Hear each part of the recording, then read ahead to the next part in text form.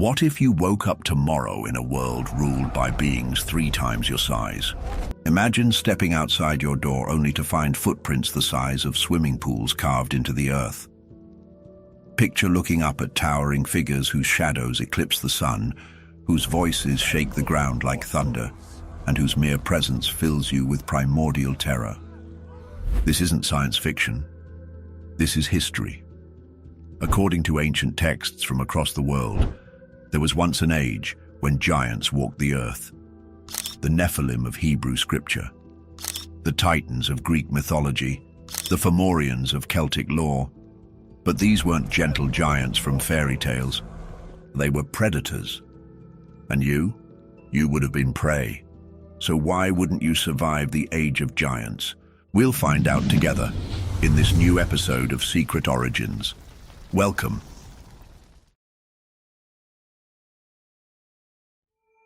Imagine you wake up in the age of giants. Your eyes open, but something feels wrong. The ground beneath you trembles rhythmically, like a massive heartbeat. You sit up, confused, only to realize these aren't heartbeats, they're footsteps. You stumble to what you think is your window, but as you look outside, terror grips you. The landscape has changed. Every tree looks like a twig. Every hill seems flattened. And in the distance, moving slowly but deliberately toward your settlement, are shadows that stretch across the horizon like moving mountains. The Hebrew Bible calls them Nephilim. Genesis 6:4 describes them clearly. The Nephilim were on the earth in those days, and also afterward, when the sons of God went in to the daughters of humans, who bore children to them. These were the heroes that were of old, warriors of renown. But as you watch these titanic figures approach, one thing becomes crystal clear. These weren't heroes. They were your executioners. According to the Book of Enoch, an ancient text that predates the Bible, these giants weren't just large humans. They were abominations. Hybrid creatures born from the union of fallen angels and human women. The text describes them as being 3,000 ells in height. That's over 9,000 feet tall. Now, as one of these creatures draws near your settlement, you realize what those measurements actually mean. You crane your neck upward, but you can't even see where this being ends. Its foot, now visible in the distance, is larger than your entire village. When it takes a single step, the ground shakes so violently that you're thrown to your knees. You try to run, but where? In a world built by and for giants, there is nowhere a creature your size can hide. These giants weren't content to coexist with humanity. According to ancient sources, they were insatiable consumers. The Book of Enoch states that they consumed all the acquisitions of men. When that wasn't enough, they began eating humans themselves. As you crouch behind what used to be your home's wall, now reduced to rubble by the giant's approach, you watch in horror as massive fingers, each thicker than tree trunks, begin plucking people from the ruins. Your neighbors, your friends, your family, lifted effortlessly and examined like insects before disappearing into a mouth so vast you could walk into it standing upright. This is your new reality. You are not just small, you are food. Let's say you somehow survived that first encounter.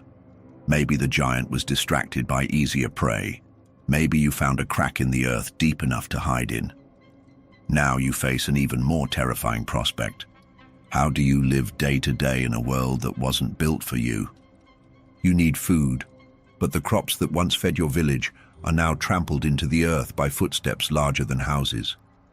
The few grains that remain are scattered across miles of devastated landscape, and gathering them would mean exposing yourself in the open for hours when another giant might appear on the horizon. You need shelter, but look around. Every structure in this world is built to accommodate beings whose scale you can barely comprehend. The doorways tower above you like cathedral entrances, if you could even reach them. The stairs are carved from single blocks of stone, each step taller than you are. Across the globe, we find massive stone structures that mainstream archaeology struggles to explain. The trilithons at Stonehenge, the foundation stones at Baalbek, some weighing over 800 tons, the precision-cut blocks at Puma Punku in Bolivia, fitted together so perfectly that you can't slide a knife blade between them. Modern engineers admit they couldn't build these structures today, even with our advanced machinery. But now you understand why they exist. They were built by and for beings who could handle 800-ton stones, like you handle coffee cups.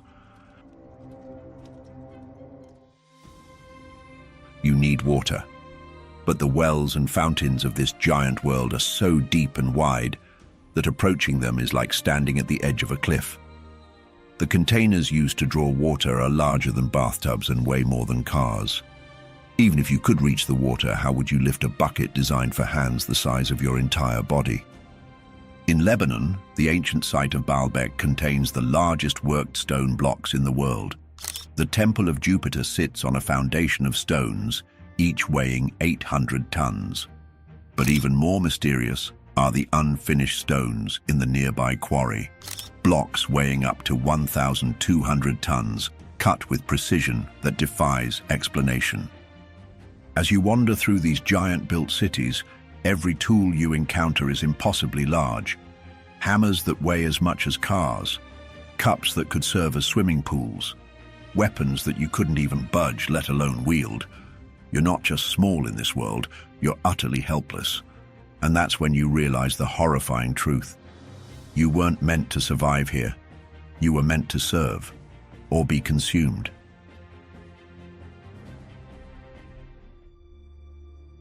But let's say you've managed to find food, water, and some form of shelter in the crevices of this giant world.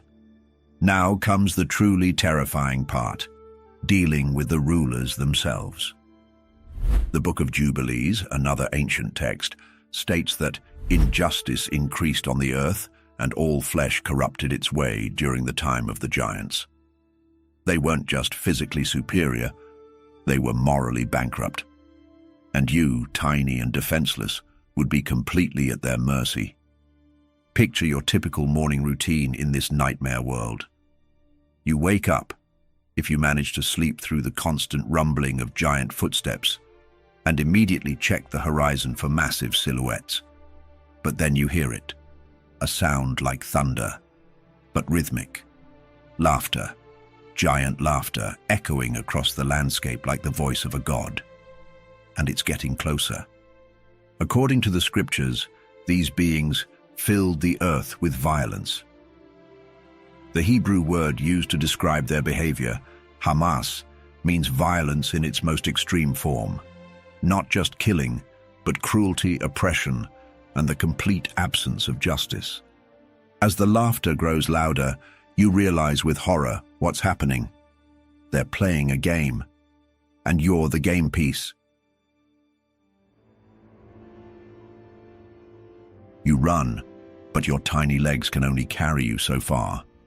The ground shakes with each massive footstep behind you, each one covering more distance than you could run in minutes.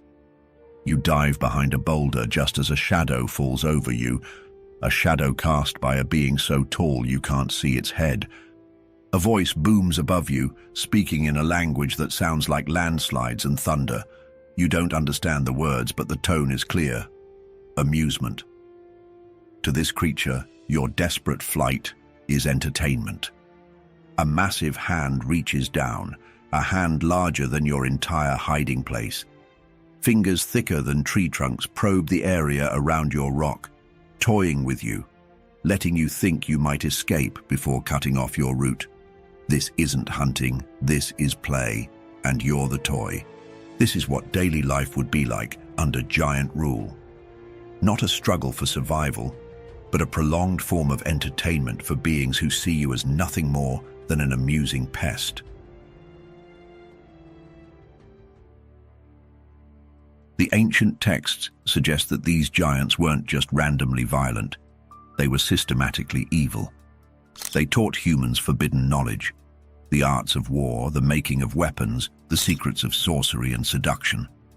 But they did this not to help humanity advance, but to corrupt and ultimately destroy them. Let's say you encounter a friendly giant, one who doesn't immediately try to crush or eat you. Instead, it kneels down to your level, which still puts its face high above you like a building, and begins to teach you things. But the knowledge it shares is poisonous. How to make weapons that will turn humans against each other, how to manipulate others through dark arts, how to summon powers that will corrupt your very soul. You realize that even the kind giants aren't trying to help you, they're trying to damn you. Their very presence corrupts everything they touch, turning survival itself into a form of spiritual poison. You wouldn't just be living under giant overlords, you'd be living in a world poisoned by their influence, where every day of survival comes at the cost of your humanity. But perhaps most terrifying of all would be the technology these giants possessed. Ancient texts hint at capabilities that sound almost like science fiction. The ability to manipulate weather, to move massive stones through the air, to create hybrid creatures, and to access knowledge from beyond the physical world. Now imagine being on the receiving end of such power. You're hiding in what you think is a safe cave when suddenly the weather outside changes. Not gradually, like a natural storm, but instantly. The sky turns black, lightning begins striking in precise patterns, and you realize with horror that this isn't natural. It's being controlled. The Book of Enoch describes the Watchers teaching humans about the cutting of roots and the power of enchantment. Other texts speak of giants who could control the elements, who built flying vessels, and who possessed weapons of unimaginable power. You peer outside your cave and see massive stone blocks floating through the air like leaves in the wind, rearranging themselves into new structures at the giant's whim. The very physics of your world are being rewritten by beings whose technology you can't even begin to understand. Archaeological evidence supports some of these claims. In Peru, the Sacsayhuaman fortress contains stones so perfectly fitted that they've survived countless earthquakes without mortar. The precision of the cuts suggests technology far beyond anything ancient humans should have possessed. Local legends attribute the construction to giants who could make stones walk. But imagine witnessing such construction as a tiny human observer. You watch as stones larger than buildings move through the air without any visible means of support, fitting together with impossible precision. You realize that in this world, the very elements are your enemies. Similar stories emerge from every continent. In Japan, legends speak of Oni, giant demons who could move mountains. In Scotland, myths describe the Fomorians who built stone circles with supernatural power. In North America, native tribes tell of a race of cannibalistic giants who possessed great magic. As you cower in whatever shelter you can find, these aren't myths anymore. They're your daily reality. Now imagine being tracked by beings who possess such abilities. They don't need to see you to find you. They can sense your presence from miles away. They don't need to chase you. They can simply will the ground beneath your feet to shift, dropping you into their waiting hands. They don't need weapons to kill you. They can stop your heart with a thought. The very elements would be turned against you. The earth itself would be your enemy. In such a world, survival isn't about cleverness or strength. It's about the momentary mercy of beings who could end your existence without even noticing they'd done it. And according to the ancient texts, mercy was not something these creatures possessed in abundance. As terrifying as it sounds, some humans did try to resist. Ancient texts speak of wars between humans and giants, of brave warriors who stood against impossible odds, of heroes who dared to challenge the tyrannical order. But imagine being asked to join such a rebellion. You're handed a sword, if you can even lift it, and told to march against creatures whose smallest finger is thicker than your entire body. The very notion would be laughable if it weren't so terrifyingly real. The Bible mentions several of these giant killers: David against Goliath, Joshua against the Anakim, Caleb against the sons of Anak. But read these stories carefully, and you'll notice something unsettling. These weren't fair fights. They were miraculous victories against impossible odds, won only through divine intervention. The most famous of these encounters is David's battle with Goliath, but most people miss the crucial details. Goliath wasn't just tall, he was a trained warrior from a race of giants, armed with weapons that no normal human could even lift. His spearhead alone weighed 15 pounds. Now imagine you're in David's position but without his divine calling. You stand before Goliath, and your perspective is that of an ant looking up at a mountain. David's victory wasn't due to superior skill or strength, it was a miracle, but you don't have that divine guidance. This is what resistance looked like in the Age of Giants, a series of miraculous victories punctuating an otherwise hopeless struggle for survival. And miracles, by definition, were rare. According to the ancient texts, this age of giant tyranny couldn't last forever. The corruption had become so complete, the violence so overwhelming, that divine intervention became necessary. The solution was radical: a complete reset of the world through a global flood. But imagine experiencing this salvation from your perspective as a tiny survivor. You wake up one morning to the sound of water, not the gentle patter of rain, but the roar of oceans falling from the sky. Genesis 6:13 states, "So God said to Noah, I am going to put an end to all people, for the earth is filled with violence because of them." As the waters rise around you, you realize this flood isn't just about cleansing humanity's sin. It's about exterminating the giants who had made your life a living nightmare. For the first time in your life, you see them afraid. And there's a terrible beauty in watching creatures who once treated you like insects, now thrashing helplessly in the divine deluge. But you also realize that this salvation might kill you too. But here's the terrifying part. The flood didn't eliminate all of them. Numbers 13:33 states, "We saw the Nephilim there, the descendants of Anak come from the Nephilim. We seemed like grasshoppers in our own eyes, and we looked the same to them." This was written after the flood. The giants had returned.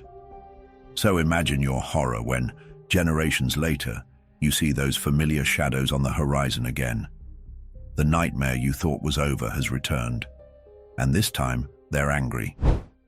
What this means is that the Age of Giants wasn't just a prehistoric nightmare, it continued throughout human history. Every time your people began to flourish, the giants would return to remind you of your place in the world.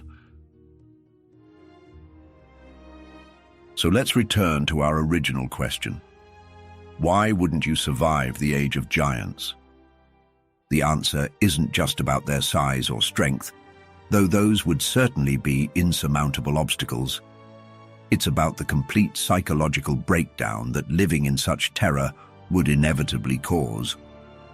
Think about how you react when you encounter something genuinely threatening in today's world: a dangerous animal, a violent criminal, a natural disaster. Your heart races, your hands shake, adrenaline floods your system. Now imagine living with that level of terror every moment of every day. In a world ruled by giants, you would never sleep soundly. Every sound in the night could be a footstep. Every shadow could be a massive hand reaching down to pluck you from your hiding place. Your nervous system, designed to handle occasional bursts of fear, would be constantly flooded with stress hormones. Within weeks, you'd be suffering from what we now recognize as severe PTSD, but there would be no recovery because the trauma never ends. You'd watch fellow survivors break down one by one. Some would become catatonic, simply sitting in corners and rocking back and forth. But perhaps worse than the constant fear would be the absolute helplessness. Humans are problem solvers by nature. We face challenges and find ways to overcome them. But in the age of giants, there are no solutions, only temporary delays of the inevitable. You can't fight beings whose fingernails are harder than your strongest weapons. You can't hide from creatures who can reshape the landscape at will. You can't negotiate with beings who see you as insects. Every survival instinct you possess would be not just useless, but counterproductive. The fight response? Suicide. The flight response? A brief postponement of death. The freeze response? You become an easy target. You would be trapped in a world where every natural response to danger only makes your situation worse. The psychological damage from this kind of absolute powerlessness would destroy your mind long before the giants destroyed your body. As your mind gradually fragments under the constant stress, you begin to notice changes in yourself and the other survivors. The constant malnutrition has left you weakened and skeletal. Your hair has turned grey from stress even if you're young. Your hands shake constantly and you jump at the slightest sound. You've developed what we might call giant paranoia, the inability to enjoy even a moment of peace because you're constantly scanning the horizon for massive silhouettes. You can't look at a distant cloud without wondering if it might be a giant's head. The few other survivors you encounter are in similar states. Conversations consist mainly of whispered warnings about giant sightings and increasingly desperate plans for finding food or shelter. No one talks about the future anymore because everyone understands there isn't one.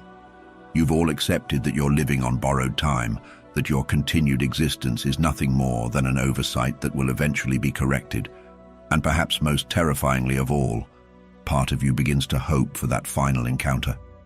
Death starts to look like mercy compared to indefinite survival in this nightmare world. So why wouldn't you survive the age of giants? Because survival in such a world requires something no human possesses, the ability to exist indefinitely as prey without losing your sanity, your humanity, or your will to live.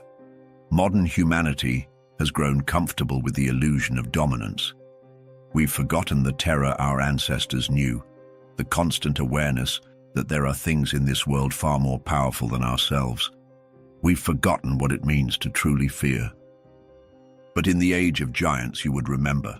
Every day would be a lesson in humility, in insignificance, in the true pecking order of creation. And eventually, that lesson would break you. Whether you died from starvation, disease, accident, or simply being noticed by one of your giant overlords, your death would be meaningless in the grand scheme of things. You would be forgotten instantly, your brief existence no more significant to the giants than the death of an ant is to you. The question isn't whether you would survive the age of giants. The question is whether that age ever really ended at all. And if it hasn't, whether you're prepared for what's coming next. Because according to the ancient prophecies, the giants are destined to return to open rule over the earth. And when they do, modern humans, soft, weak, and completely unprepared for such a reality, will fare even worse than their ancient ancestors. The ancients tried to warn us. They left their messages carved in stone, written in texts, embedded in the very landscape of our world. They told us about the giants who once ruled the earth, who filled it with violence, who saw humanity as nothing more than insects to be crushed or consumed. But we've chosen to see their warnings as myths, their testimonies as legends, their fears as primitive superstitions. Perhaps that's exactly what the giants have been waiting for us to do. Because in the age of giants, ignorance isn't bliss, it's extinction. What do you think? Are we living in the shadow of ancient giants, or are we heading toward their return? Let us know in the comments. Give this video a like and subscribe so you don't miss what's coming next. And if you're ready to uncover how the Nephilim may have escaped the flood and still walk among us today, watch our next video appearing on your screen right now. Keep your minds open. And until we meet again.